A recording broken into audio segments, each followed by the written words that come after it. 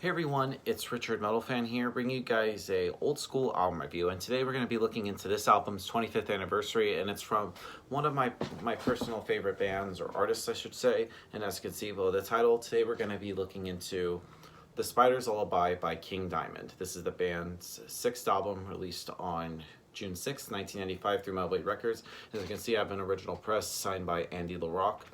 So yeah, let's just dive right into this. Now, this is the band's sixth album, like I said, following up 1990s at The Eye. And you can definitely tell with from Fatal Portrait up till The Eye, like King Diamond pretty much released an album like year by year, just knocking it out, boom, boom, boom. But there is like a 5-year gap between The Eye and The Spider's Lullaby, given like during that time, I believe King Diamond was focusing on his other band, Merciful Fate. But then coming back here we have The Spider's Lullaby. Now, I feel like with this album compared to The Eye, it's a lot different, whereas all the previous albums are pretty much concept albums. While this album, I believe, and I think if I'm not mistaken, probably since Fatal Portrait, is to not be a fully concept album, although the last 4 songs on this here are pretty much all tied together, which we'll dive into a moment. And I feel like musically and lyrically, vocally, I feel like this album is totally different. It throws some different styles, like different riffs, like different vocal approaches from the King himself. So yeah, without further ado, let's just dive into this album track by track. Now, starting things off is the song From the Other Side, which in my opinion is probably one of the best songs on here.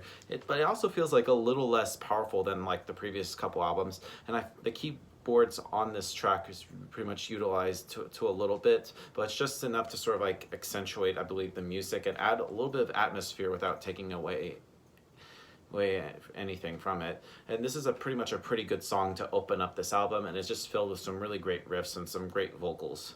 A good song to start, good way to start this album. Moving on to Killer. Whereas, as I mentioned before, I feel like this pretty much breaks the tradition of the last several albums that it isn't a fully concept album. And like I said, the last 4 songs on here are and this is kind of like similar to like Fatal Portrait but yeah. Yeah, and I feel like this song pretty much starts off with a riff that kind of sounds like something from their album Them. And after a few seconds, it pretty much changes into sort of like weaker riffs in here, and the vocal lines in here are still memorable. But I feel like this song is nowhere near as strong as From the Other Side. Not bad, but just nothing special.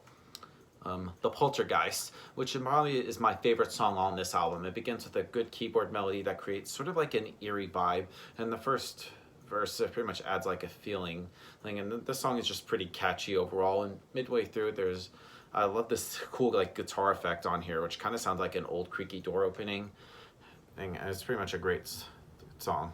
Moving on to Dreams, which musically I feel like it sounds like it could have been bit from like the last couple albums, but I feel like it's not hard to tell that the musically it feels like it could have been written years earlier. It's another great catchy song. Moonlight is pretty much, in my opinion, one of the most powerful and emotional King Diamond songs ever done, topped up with a really great riff over sort of like a keyboard melody, and it contains one of the best lead guitar playing on this album. And I love the King Diamond's vocal performance on this album in particular is pretty much among his best that he's done so far. Then we go on to track 6, which is 6 Feet Under, which I think it's kind of funny how it's track 6 and 6 Feet Under. It's kind of like interesting. And this song is pretty interesting because from what I've heard, this is pretty much a cut song from their album Conspiracy. So I wonder like if musically it pretty much dates from back to that album as well. But judging from the sound of the song, it seems like it would be. And this one has like a lot of like really great riffs in here, and I love how the vocal lines are pretty much very hauntingly memorable, and everything about this song is spot on. It's one of the stronger songs on here. Then we move on to the title track of the album, being The Spider's Lullaby, which starts off with a pretty keyboard and just a creepy vocal approach, and this works pretty much well to establish sort of like an eerie atmosphere. And I love how this is actually the first, like I mentioned before, like King Diamond doing some new stuff vocally, and I feel like he does a new vocal style, which is pretty much what turned me off about this. Now, oddly enough, it doesn't like bother me at all. And I still recognize it as an inferior, but I kind of wish he pretty much would stick to what he was best known for. But it's another catchy song, and there's some pretty much good riffs in here, which kind of sounds very Doom-like. Moving on to Eastman's Cure, which begins with some good guitar riffs and some really great drumming that's just very fast paced.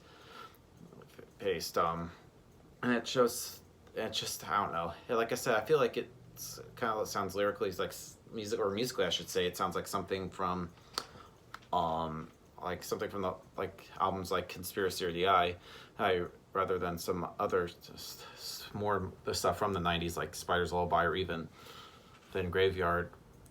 I don't know. It just sounds pretty interesting. Moving on to Room 17, which is the longest song on here, clocking in at like 8 minutes in length.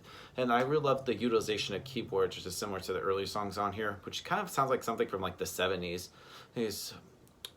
But then we get to the last song on here, which is To the Morgue, which is pretty much is a strong way to end this album, and pretty much a unique effect that is used during like the chorus, which is just kind of like where it kind of slows down a little bit, but it pretty much works perfectly.